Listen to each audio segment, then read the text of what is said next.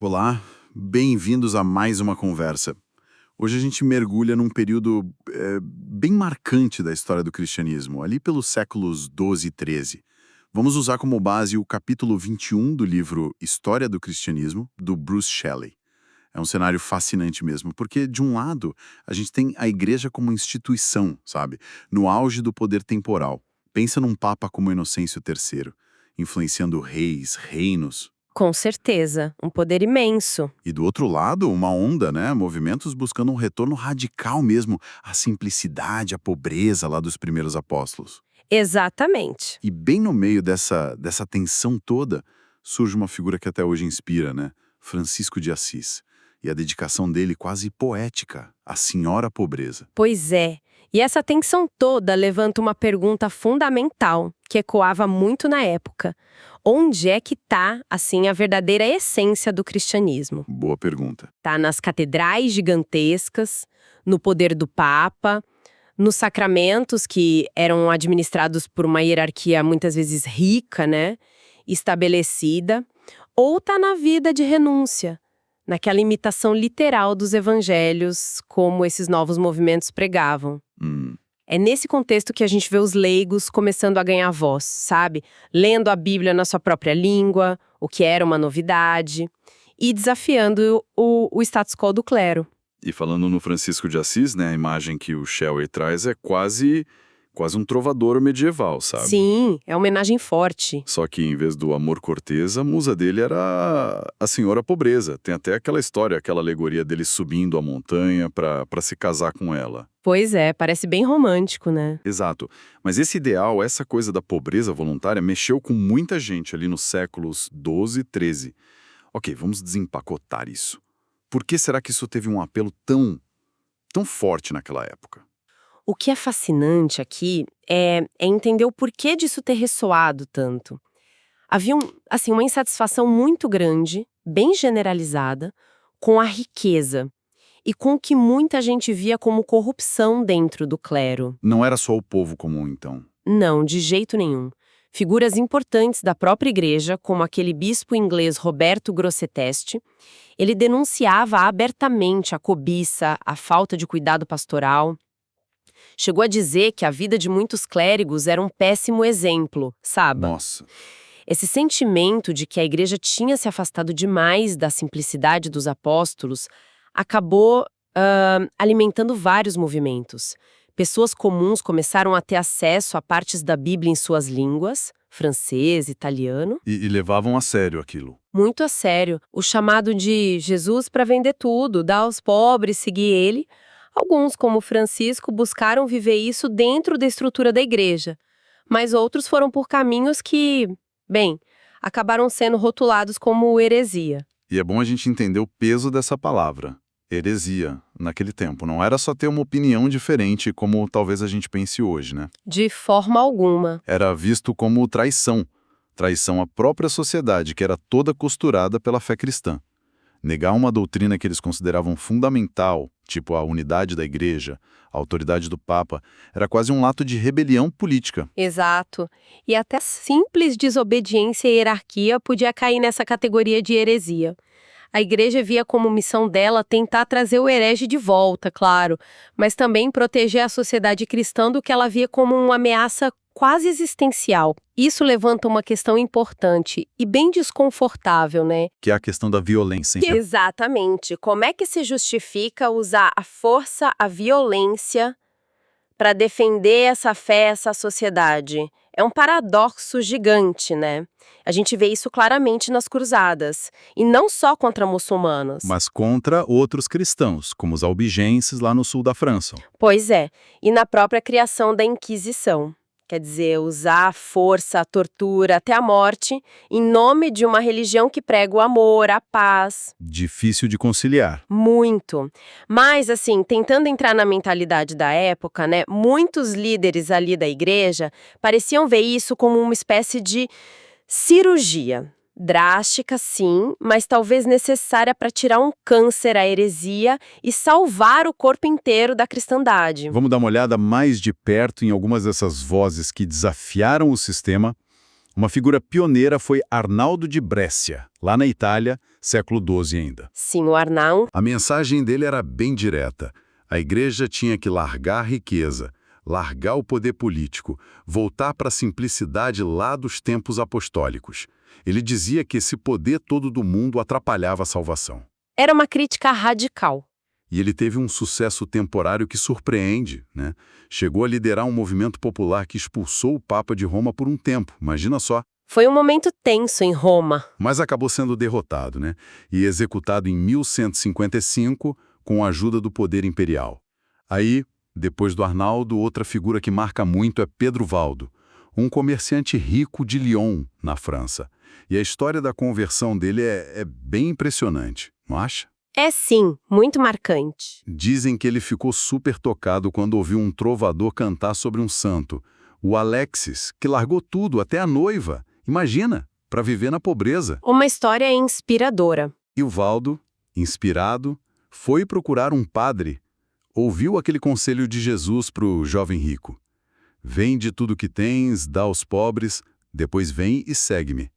E ele fez, literalmente. Impressionante a decisão dele. Garantiu o sustento da esposa, colocou as filhas num convento e, distribuiu o resto da grana. Daí para frente, o foco dele foi o quê? Traduzir partes da Bíblia para o francês local. O que era usado para a época. E pregar. Pregar a imitação de Cristo pela pobreza. Ele mandou seguidores dele, que ficaram conhecidos como pobres de Lyon ou valdenses, para pregar de 2 em 2, igualzinho os apóstolos. Aqui é onde fica realmente interessante, porque o conflito com a hierarquia da igreja não demorou nada, né? Claro.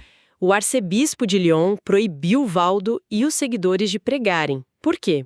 Porque eram leigos, não eram do clero ordenado. E a resposta do Valdo? Foi direta, citando a Bíblia, Atos 5,29, importa antes obedecer a Deus do que aos homens. Resultado: excomunhão local. E eles tentaram reverter isso. Foram apelar ao Papa Alexandre III lá em 1179, num grande concílio em Roma. Dizem que o Papa até ficou impressionado com a sinceridade deles, com a pobreza, Mas impôs uma condição. Só podiam pregar se tivessem permissão dos bispos locais. Algo que o Valdo sabia que, dificilmente ia conseguir. E ele obedeceu. Que nada. Ignorou a restrição, convencido da missão divina dele, e aí o movimento todo foi formalmente excomungado em 1184. A questão central era essa. Para os valdenses, a autoridade máxima era a escritura e a vida simples. Para a Igreja Romana, era a autoridade do Papa e os sacramentos, os rituais sagrados. E apesar de tudo, eles sobreviveram. Sobreviveram. É incrível. Por séculos escondidos nos Alpes. Às vezes chamam eles de pré-reformadores, por causa do foco na Bíblia. Mas a ênfase deles na pobreza e na penitência como caminho para a salvação é um pouco diferente da doutrina da graça que vai marcar a Reforma Protestante séculos depois. Eles tinham até uma estrutura interessante com 2 níveis. Os perfeitos ou pobres de espírito, que viviam a pobreza total. E os amigos, que apoiavam, mas continuavam na sociedade. Agora, se o Valdo e os seguidores ainda se viam, talvez, como parte de um cristianismo reformado, tinha um outro grupo muito influente na época, os cátaros, também chamados de albigenses, que tinham uma visão de mundo, radicalmente diferente. Bem diferente mesmo. Eram fortes lá no sul da França, na região de Albi. Por isso, albigenses. A base da crença deles era o dualismo.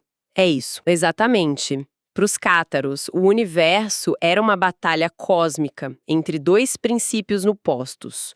Um Deus bom, criador do mundo espiritual, e um Deus mau, que teria criado o mundo material, incluindo o corpo humano. E esse Deus mau seria? Seria o Deus do Antigo Testamento, na visão deles. A alma humana, que era boa por natureza, estava presa nesse corpo material que era visto como ruim, intrinsecamente mau. Nossa, que visão. E como isso afetava a ideia deles sobre Cristo e a salvação? Bom, para eles, Cristo não podia ter tido um corpo físico de verdade, porque a matéria era má. Ele seria então um espírito enviado pelo Deus bom para ensinar o caminho da libertação dessa prisão material. Então, nada de sacrifício na cruz. Eles rejeitavam isso. A salvação não vinha pela cruz, mas sim por um conhecimento secreto, a gnose e pela libertação do espírito. Isso levava os mais devotos entre eles, os perfeitos, a um ascetismo extremo. Nada de casamento, sexo, comer carne e possuir bens. Uma pobreza radical, mas com uma base filosófica totalmente diferente da do Valdo do Francisco, que se inspirava nos evangelhos, né? Entendi. E se conectarmos isso ao quadro geral, fica bem claro por que os cátaros eram vistos como uma ameaça tão grande para a Igreja Romana. Não era só discordância, né? Não mesmo. Eles não eram apenas dissidentes em questões de prática ou autoridade, como talvez os valdenses fossem vistos. Eles rejeitavam dogmas cristãos centrais: a criação do mundo por um Deus único e bom, a encarnação de Cristo, a ressurreição, a própria cruz. Era outra religião, basicamente. E tinham apoio, tinham. No início do século XIII, tinham apoio de nobres poderosos no sul da França, especialmente na região de Toulouse, e estavam crescendo rápido. A resposta da igreja veio em 3 frentes, né? Primeiro, tentar a conversão pela pregação. Depois, uma cruzada militar para quebrar a base de poder deles. E, por fim, a Inquisição para eliminar o que restasse. E é nesse contexto de tentar converter os cátaros pela pregação que surge outra figura importante, Domingos de Gusmão, um padre espanhol. Isso, Domingos. Lá por 1206, ele estava no sul da França e percebeu uma coisa interessante. Os enviados do Papa chegavam com muita pompa, sabe? Muito luxo. E isso só afastava os cátaros. Claro, porque para eles isso era prova de que a Igreja Romana estava ligada ao mundo material, que eles viam como corrupto. Exato. Então, o Domingos teve uma sacada: adotar ele mesmo a pobreza radical. Andar descalço, viver de esmola, para ganhar a confiança deles e poder pregar de um jeito mais eficaz. E essa experiência foi fundamental. Foi a base para ele fundar a Ordem dos Pregadores, que a gente conhece como dominicanos. A ordem foi aprovada oficialmente em 1220. Assim como os franciscanos, que estavam surgindo na mesma época, eram frades mendicantes. Mendicantes, viviam de esmolas, né? Isso. Viviam da caridade, no meio do povo, e focavam na pregação e no estudo, principalmente nas cidades que estavam crescendo muito naquele tempo.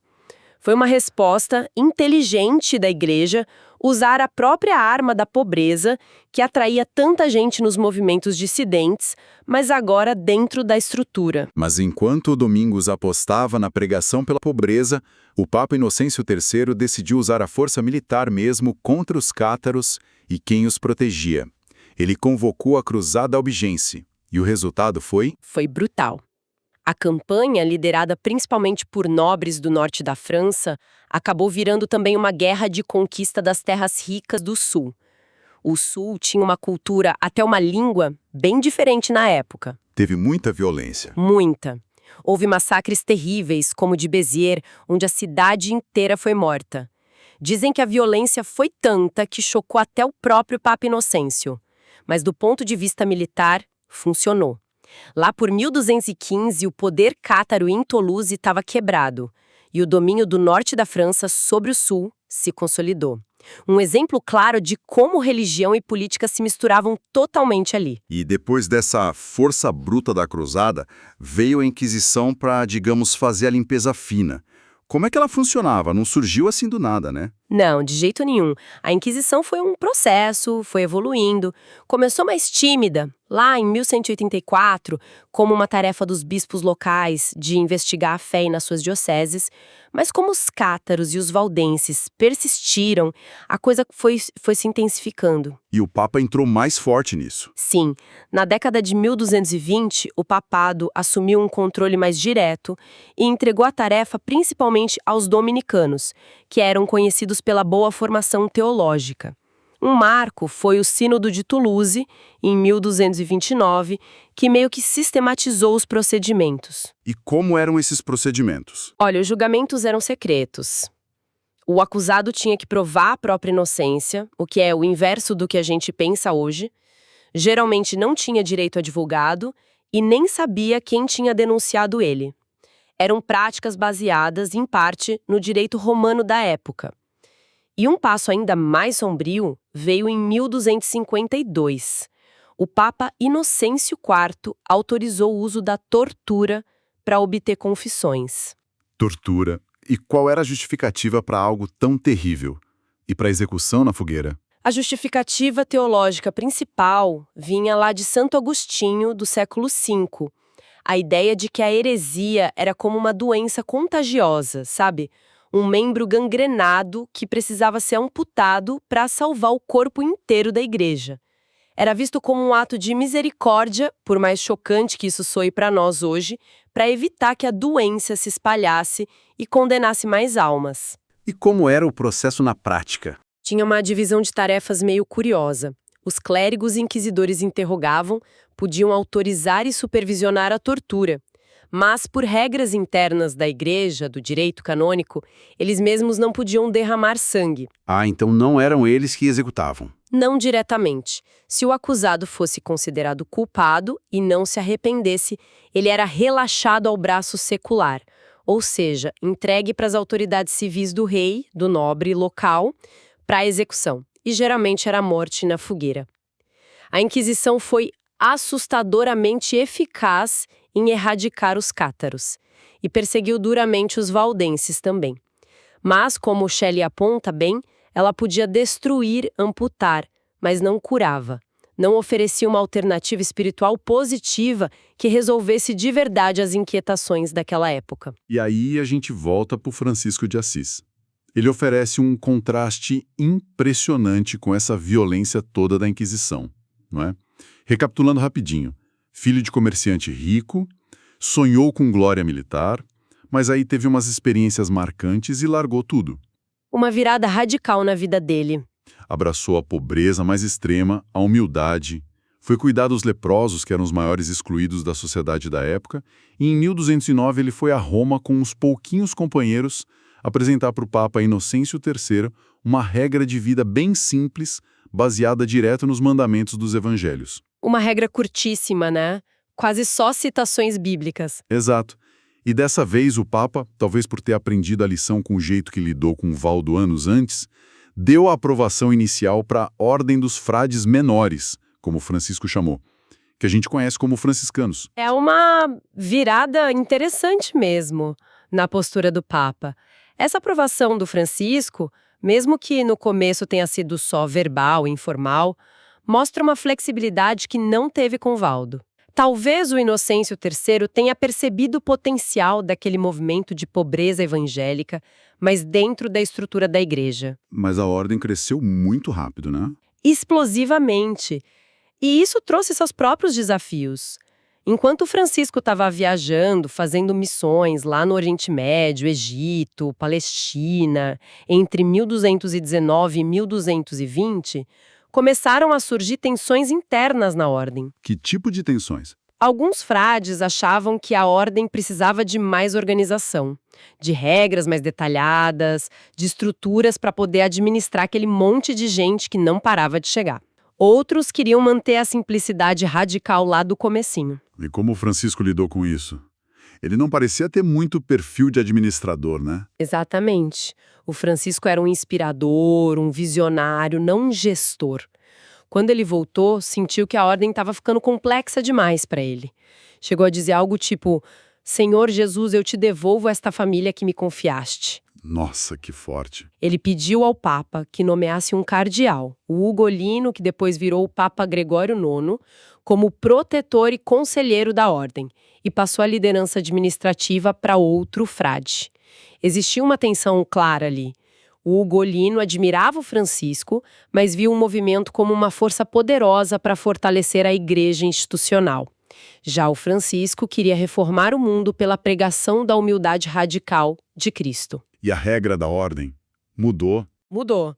Em 1223, uma nova regra mais elaborada que permitia uma organização maior e tornava a mendicância, viver de esmolas, um pilar central, foi confirmada oficialmente pelo Papa Honório III. Com isso, os franciscanos se juntaram aos dominicanos como as duas grandes ordens mendicantes.